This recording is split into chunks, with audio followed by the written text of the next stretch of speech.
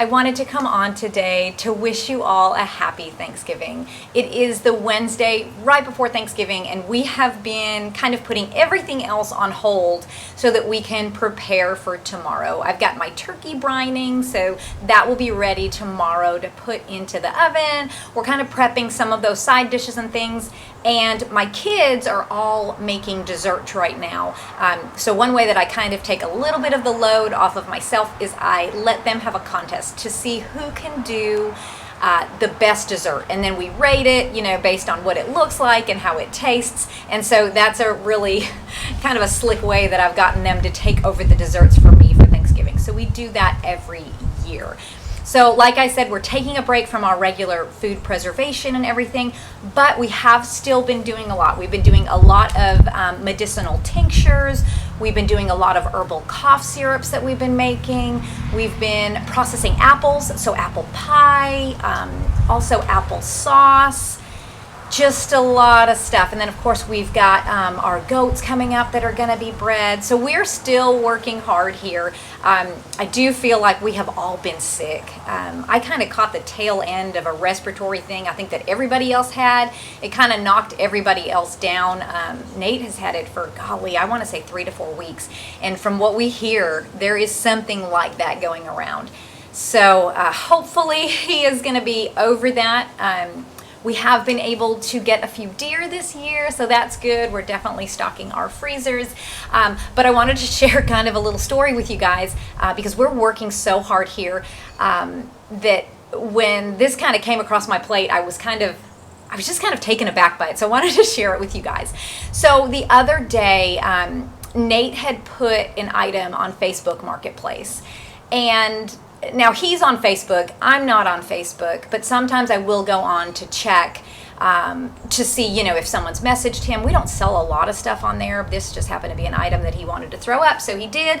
And anyways, so he's working so many hours that he doesn't have time to check it. And I only check it when it comes to my mind because I'm so busy too. So anyways, I go on there and I look, and sure enough, there were a few messages on this item, and I just responded back to the people. And then there was one lady, and it's so funny. She was an older lady, and I was really, really surprised by her comments. So within like 4 to 6 hours, she had messaged me about 6 times. Okay, so the first inquiry was, do you still have the item? And then it was, I'd really like to come try them on. And then there was another thing, like, did you get my last message? And then there was the question mark. And then is when it really got interesting.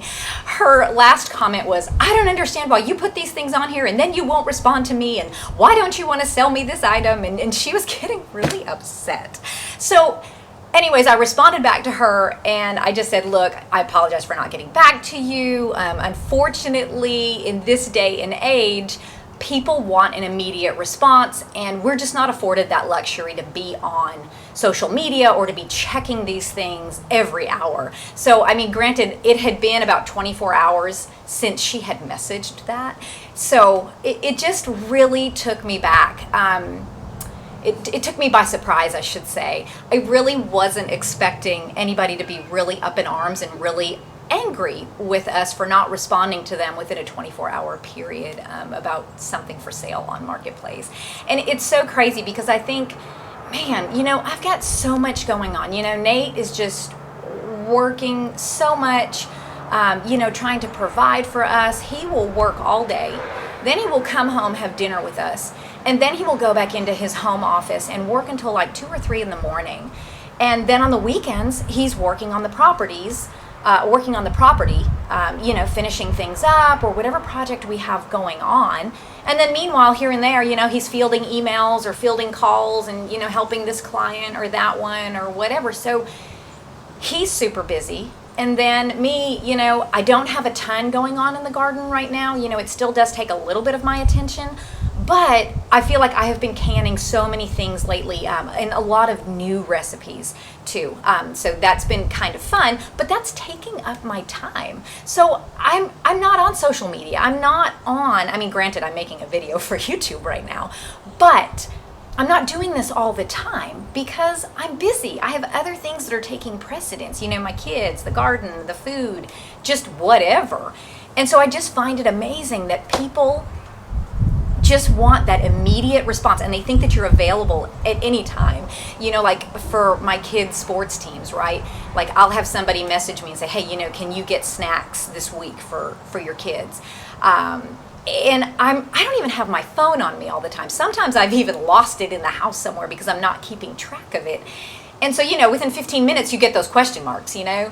And then another 10 minutes goes by and you get that emoji that looks like this. Well, like, are you there? You know, do you hear me? And I think, man, when I was younger and you wanted to go out, you know, you went out. People couldn't reach you. We didn't have cell phones back then. We didn't have that immediate thing. And I just think, man, it's so important right now to be doing other things. You know, you really shouldn't be sitting on your phone waiting for a response. You know, I mean, if there's something on Facebook Marketplace that you want to buy and it's going to be valuable for you to have and it's a good price, that's awesome.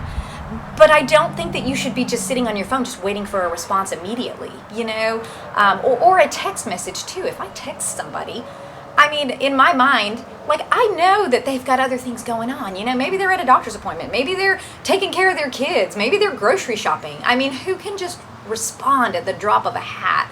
And unfortunately, gosh, it just seems like our society is just, oh, that's just such the mentality these days.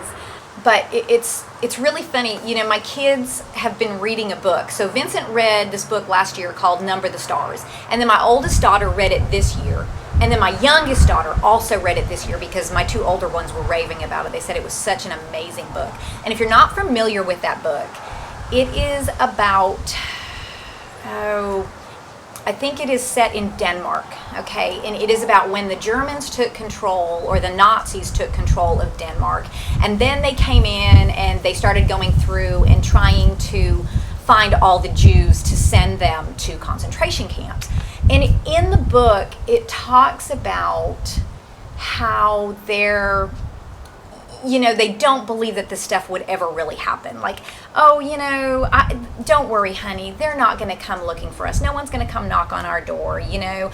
And then, you know, when the parents had to flee, they placed their daughter with the neighbors who weren't Jewish, you know, and the little girl was asking her friend's father, hey, do you really think the Nazis might come tonight and look for us? And the father's like, no, that's never going to happen. Don't worry about it. And then sure enough, at 4 a.m. in the morning, the Nazis come. And now, this is not a true story, but it's based on accounts of true stories. So it's just really eye-opening. I just think it's so important that we prepare now, because really the things that we think that would never happen can and may very well happen, and they may happen sooner than we think they will. I think there's still a lot of people out there that just want to say, you know, this is America. This stuff could never happen here. You know, what we've seen in other countries, no, you know, we have our rights, we have freedom. There's always going to be food at the grocery store. This is always going to be available. It's okay. Inflation will come down. Gas will come down. You know, maybe a new administration will come in. But I think we can really get stuck in that mindset of it will never happen to me. But anyways, guys, I just wanted to share that quick story with you about Facebook Messenger, and, you know, my thoughts about that book that my kids read. It was kind of an eye-opener. But anyways, guys, have a wonderful Thanksgiving. Spend some quality time with your families. You know, enjoy the food, enjoy, you know, playing games and just spending time with each other.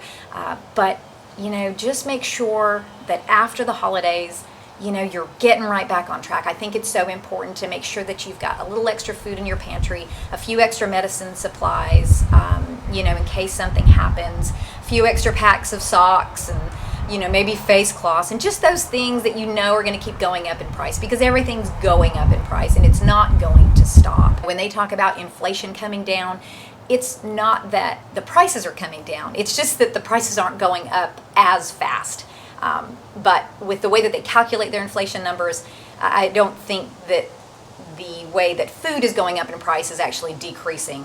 I still think food is just still on track, still steadily increasing at the same rate that it has been over the last year or so.